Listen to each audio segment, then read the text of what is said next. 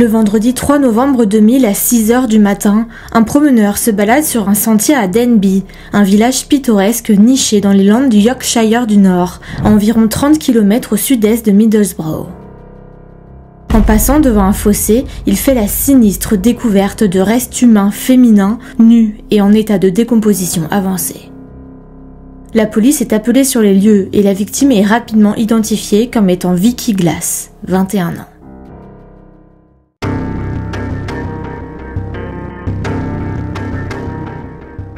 Victoria Glass, dite Vicky, est née le 21 septembre 1979 à Stockton-on-Tees, plus communément appelée Stockton, qui est une ville commerçante située sur les rives nord de la rivière Tees, dans le nord-est de l'Angleterre. Vicky a une sœur aînée, Claire, de 1 an de plus qu'elle. Leurs parents, Deborah et Anthony, se séparent alors que Vicky n'a que 6 ans. Sa mère s'est remariée avec un homme du nom de Colin Goodall. Vicky et Claire ont alors 2 nouveaux frères et sœurs, Thomas et Cheryl. En grandissant, la musique était la principale passion de Vicky. Elle est une grande fan de Michael Jackson et regarde la comédie musicale Cats à la moindre occasion. Entre 13 et 18 ans, le principal hobby de Vicky était de jouer dans un groupe de jazz, malgré un petit problème d'ouïe. Elle adore voyager dans d'autres villes pour ses performances et est toujours très fière de jouer avec ses amis et de divertir le public. Dans ses jeunes années, certains ont pu considérer Vicky comme calme et un peu timide, mais avec sa famille proche et ses amis, elle est décrite comme très pétillante, avec un cœur d'or et une personnalité attentionnée. Vicky est une très bonne élève et finit le lycée avec brio. Malheureusement, à l'âge de 18 ans, le mode de vie de la jeune femme change radicalement. À cause de mauvaises fréquentations, Vicky tombe dans la drogue et admet prendre de l'héroïne. Au moment de sa disparition, sa toxicomanie s'est aggravée. Pour financer sa dépendance, Vicky se tourne vers le travail du sexe. Elle est connue pour fréquenter le quartier de Cannon Park à Middlesbrough, en particulier un parking pour poids lourds où les véhicules viennent se garer pour la nuit. Aux alentours de Noël 1999, Vicky est sans domicile fixe et souffre d'une infection pulmonaire, une pneumonie.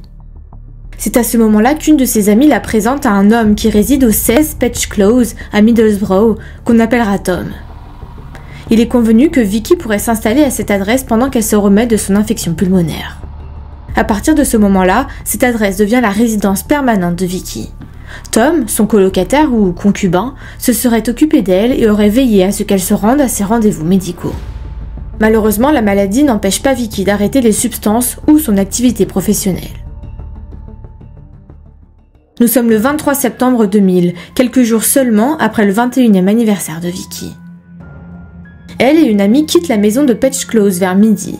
On sait qu'elle se trouvait dans les quartiers de Cannon Park et Gresham, à Middlesbrough, plus tard dans la journée pour se prostituer. Vers minuit, Vicky rencontre un client sur Borough Road, dans le centre de Middlesbrough. Les 2 adultes font un court trajet jusqu'au 104 Princess Road, une adresse bien connue des toxicomanes et des travailleuses du sexe locaux, qui a depuis été démolie. Après être restés à cette adresse pendant un certain temps, Vicky et l'homme sont partis ensemble et elle un taxi sur Union Street, à proximité. Le taxi conduit le couple au domicile de l'homme à Norton, à environ 5 km. On sait que Vicky n'est restée à la maison que peu de temps avant d'appeler un taxi et de demander à être ramenée sur Middlesbrough. La compagnie de taxi, que Vicky utilisait fréquemment, a envoyé une Vauxhall Vectra blanche pour venir la chercher à 4 h du matin, le dimanche 24 septembre. Après un court trajet en taxi, Vicky est sortie du véhicule vers 4 h 20 du matin au croisement de Union Street et Ashwood Square, juste à l'arrière d'un pub qui s'appelait alors The Shipmate et qui est maintenant connu sous le nom de The Junction. Le chauffeur de taxi est ensuite retourné au siège social de l'entreprise. Le trajet jusqu'à Patch Close, où vit la jeune femme, dure environ 5 minutes à pied depuis l'endroit où elle a été déposée. Mais elle n'est jamais arrivée. Lorsqu'il réalise que Vicky n'est pas rentrée de la nuit, Tom s'inquiète et commence à contacter ses amis et à visiter certains des endroits qu'elle fréquente d'habitude. Mais le 27 septembre, 3 jours plus tard, Tom n'a toujours aucune nouvelle. Alors il se tourne vers la police de Cleveland et une enquête sur la disparition de Vicky Glass est lancée. La semaine suivante, le 5 octobre, le journal local The Northern Echo publie un article décrivant Vicky, 21 ans, comme mesurant environ 1,60 m avec des cheveux blonds, généralement attachés en arrière et ayant un accent local.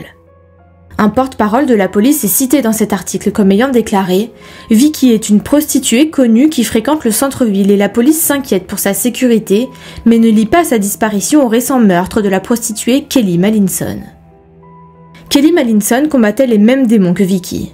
À l'âge de 20 ans, elle est tragiquement retrouvée morte par asphyxie le 10 septembre 2000.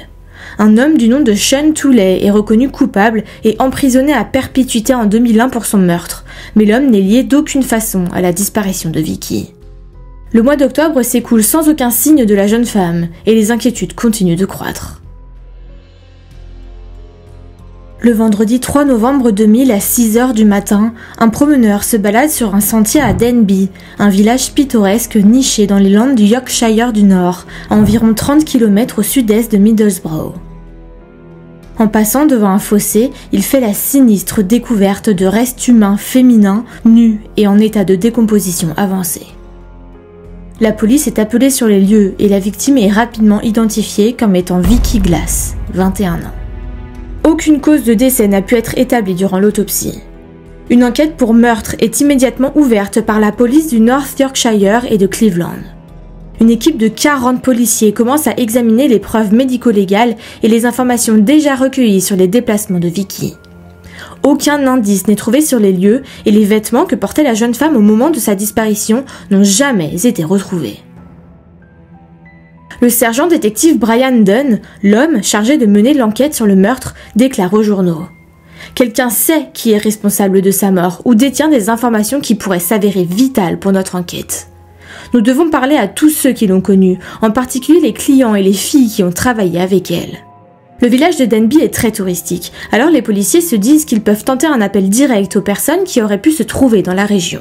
Un porte-parole de la police précise « Nous pensons qu'elle a peut-être été emmenée dans le village et que le véhicule qui la transportait a peut-être été arrêté au bord de la route juste avant l'entrée du village. » Le 13 novembre 2000, Deborah, la mère de Vicky, déclare « Vous ne pensez pas que vous allez enterrer votre fille à 21 ans.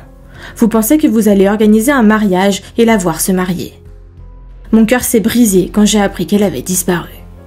Ce qui m'inquiète, c'est que certaines personnes pensent qu'elle n'était qu'une prostituée. Le fait qu'elle ait été une prostituée n'a aucune importance. C'était une femme de 21 ans qui a été retrouvée morte dans la nature. » La semaine suivante, des affiches avec une photo de Vicky ont été placardées dans le pub derrière lequel elle a été vue pour la dernière fois, The Shipman, ainsi que d'autres quartiers de la ville où les travailleuses du sexe étaient connues pour exercer. 500 personnes sont entendues et la police recueille plus de 150 déclarations. Parmi les personnes interrogées figurent d'anciens clients de Vicky et des conducteurs de poids lourds connus pour utiliser Cannon Park, le fameux parking de nuit. Mais pour le moment, rien de très concluant. En juillet 2002, les enquêteurs interrogent un homme du nom de John Taylor, qui a été condamné à 2 peines de prison à vie ce mois-là, après avoir plaidé coupable de l'enlèvement et du meurtre d'une jeune fille de 16 ans, Leanne Tiernan, dans la ville de Leeds. Vous en avez sûrement entendu parler. Le père de 2 enfants, divorcé et âgé de 46 ans, avait enlevé l'adolescente en 2000, alors qu'elle rentrait chez elle, sur un petit sentier mal éclairé après avoir fait ses courses de Noël dans le centre-ville. Elle avait été emmenée au domicile de Taylor et tragiquement étranglée à mort, puis gardée dans un réfrigérateur. Son corps sera retrouvé 9 mois plus tard avec un collier de chien autour du cou. L'inspecteur Jim Tate de la police de Cleveland déclare « Nous allons certainement examiner la situation pour voir s'il existe des liens entre Vicky Glass et cet homme. Nous allons contacter le personnel de la police du Yorkshire de l'Ouest et examiner toutes les preuves. » À ma connaissance, il n'y a pas eu d'autres mises à jour mentionnant John Taylor en relation avec le meurtre de Vicky. 4 ans plus tard, en décembre 2006, la police de Cleveland révèle à la presse qu'ils allaient contacter la police de Suffolk pour discuter d'éventuels liens entre la disparition de Vicky et la découverte tragique de 5 travailleuses du sexe assassinées dans la banlieue d'Ipswich, une ville située à environ 480 km au sud de Middlesbrough. Les corps ont tous été découverts dans un délai de 2 semaines à compter du 30 octobre 2006. 2 des victimes ont été asphyxiées, les 3 autres ayant une cause de décès indéterminée. Un homme du nom de Stephen Gerald James White a été arrêté le 19 décembre et accusé le 21 des 5 meurtres. White, surnommé l'étrangleur du Suffolk, a été reconnu coupable des 5 chefs d'accusation de meurtre en février 2008 et condamné à la prison à vie. Malgré la distance entre les meurtres et le lieu où le corps de Vicky a été découvert, il convient de noter que le meurtrier, Stephen White, était connu pour avoir travaillé comme chauffeur de camion, point sans doute intéressant pour la police. Malheureusement, il n'y a pas eu de mise à jour suggérant que Stephen White était impliqué dans le meurtre de Vicky.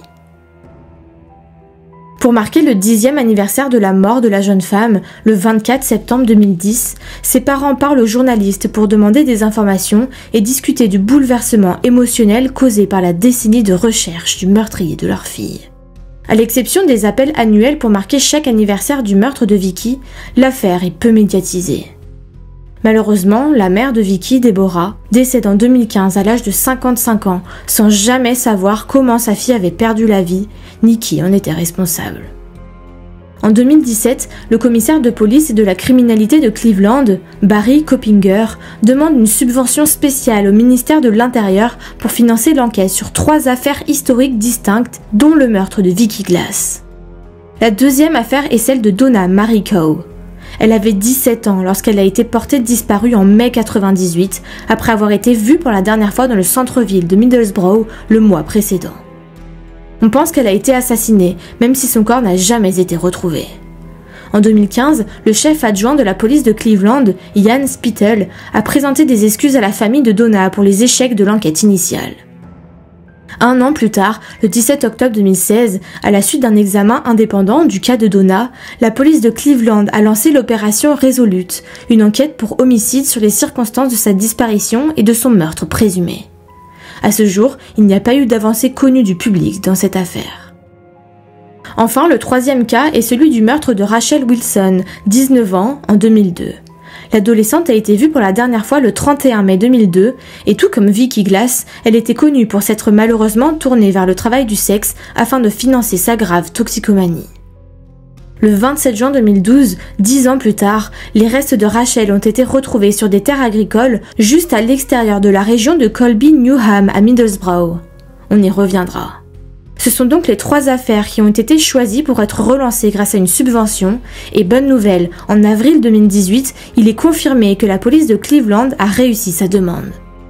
Barry Coppinger, commissaire de police et de la criminalité, déclare « Dans des affaires aussi anciennes et non résolues que celle-ci, mes pensées vont toujours aux familles et aux amis qui pleurent chaque jour la disparition inexpliquée de leurs proches.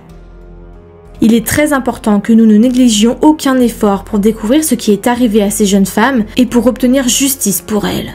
C'est pourquoi je suis ravie que nous ayons réussi à obtenir 3,77 millions de livres sterling du ministère de l'Intérieur pour financer une unité d'enquête historique qui se concentrera sur une série d'affaires spécifiques qui ont déjà fait l'objet d'une enquête mais qui restent non résolues. »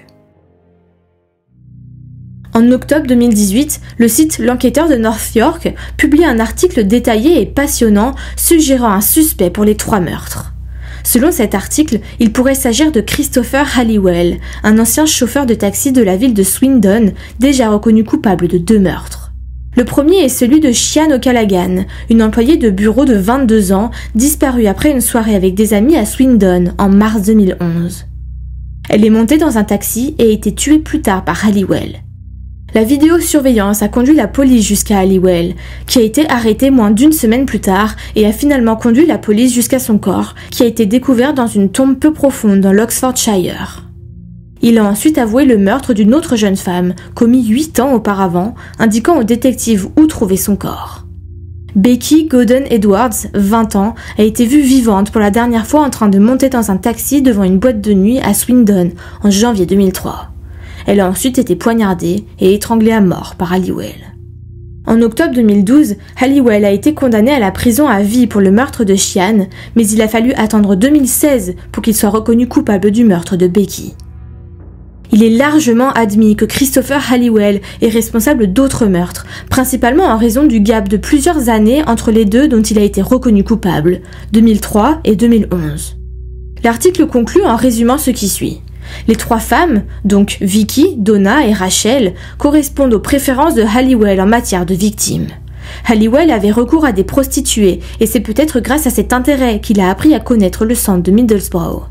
Vicky et Rachel étaient des travailleuses du sexe.